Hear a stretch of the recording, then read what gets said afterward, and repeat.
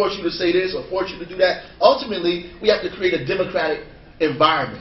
Then we can start talking about that other stuff. Because we're not even equal and democratic at this point. Once we create an equitable and democratic environment, then we can have the real discussions that we need to have. Right? Other than that, we can't have a discussion at all because the discussions are uneven and unfair. Right? They're uneven. I come with the force of the city behind me and say, we're going to do this. I think this works. I have all of these researchers and data and information, and this would happen, and this would happen, and here's the books that prove it, here's that. And the parent is sitting there, and they don't have the same space to do that in. Right. So they have to be invited to those spaces. So we want to create these structures in neighborhoods that parents can be a part of, that we also engage the whole educational community to begin to debate these issues around public education in the neighborhoods where parents live, and help those things grow in our city, in our community. And I'm confident that our parents will come to the right decisions given the right information. That's right. That's right. I'm confident. I don't have to trick them or falsely give them information. I don't have to lie to them or have this huge apparatus beating on their heads. All we have to do is give them the information. Right? And I completely believe that. We also, there's three last things. One, I think that everything that we do in this city has to not just address English-speaking students and families, right? Yeah, we got about 5 languages here. So we have to, and I've been talking a lot about Office of Immigrant Affairs in City Hall, but we have to engage parents in everything we do in the many different languages and complexities that this city has. We have to. We must. Right? If we talk in democracy, then we must engage people in the language that they understand and begin to deal with them and bring them into the process. We absolutely must do that. And I understand that perfectly clear being a principal at Central High School. When kids come from Haiti or the Dominican Republic, they don't have any paperwork. You don't know where they came from. People that's coming with them, they say they're their parents. They may not be their parent at all. Right? You don't know what grade they're supposed to be in. They don't have a birth certificate. They haven't went to school in their own country, right? But they show up at your doorstep because America has democracy, right? Right. And it says that if you come here, you should be able to not have to fill out a lottery, that you should be able to go to a school door and knock on the door and say, we're here, right? And that there should be a space for them. And when they come there, they should not have to be obstructed because of all of these things that they have to figure out that they can't figure out, like a transcript. Where are we going to get the transcript from? How are we going to get a transcript? We just had an earthquake. I don't have no transcript. Excuse me, what grade are you in? I don't even know how old you really are, right? But we have to be able to engage those students and get them involved in education. And then we have to deal with the state, and we have to advocate on the state level that these kids are able to graduate from high school and go to college and get a job. Because what's the sense of you coming over here, going to public school, getting an education, but you can't go to college. You can't get financial aid.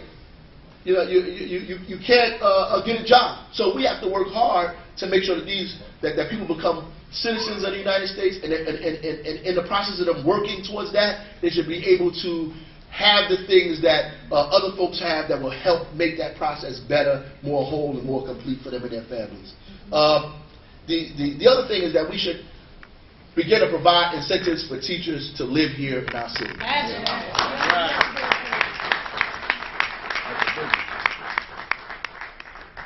And we can entice the universities, tell teachers if you live here, you teach at Newark, maybe we'll do something with the credits, whatever it is. We can entice some of the corporations to do various things around teacher next door programs, teacher programs in the city to increase the level or amount of teachers that live in the city. Then we need to begin to have a recruitment program of kids that go to school in Newark to encourage them to become teachers and come back and teach in the communities where they live. Right?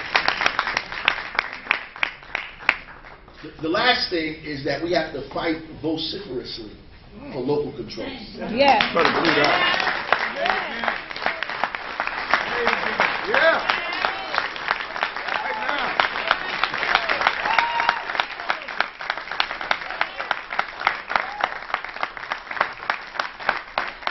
So we need local control. Yes. We need total control over our school system. And I'm going to say this again. I said it in an interview over there. I don't believe that it should be split up in any kind of variations. I don't think we need 3 appointed by the governor, 2 appointed by the mayor, 3 elected by the, these people. I don't agree with any of that. I believe more democracy, the better. Right. I think that we need to have a fully elected school board. That all of these be elected by the residents of the city. That's right. The mayor has influence over the schools already. That's right. First of all, he's a citizen. He can vote with everybody else. But the fact that you're the mayor, you have more influence in some of these elections than other folks. The reality is, democracy is more important than any other kind of thing that you're trying to configure. And all these deals that's being made, people say, oh, we're going to get local control if you let the governor appoint 3 people. No. No. No. We want a democratically elected school board, and we want the governor to release the schools from his paws and give it to the people of this community once again. Ultimately, the state has failed us. Yes. That's right. Come on. Talk about it.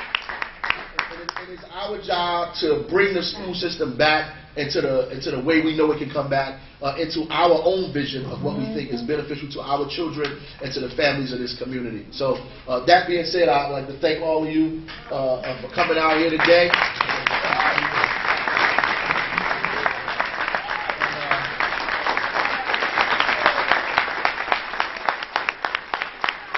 Believe and do it, baby. Believe and do it.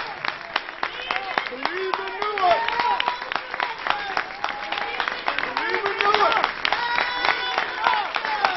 Believe and do it, baby.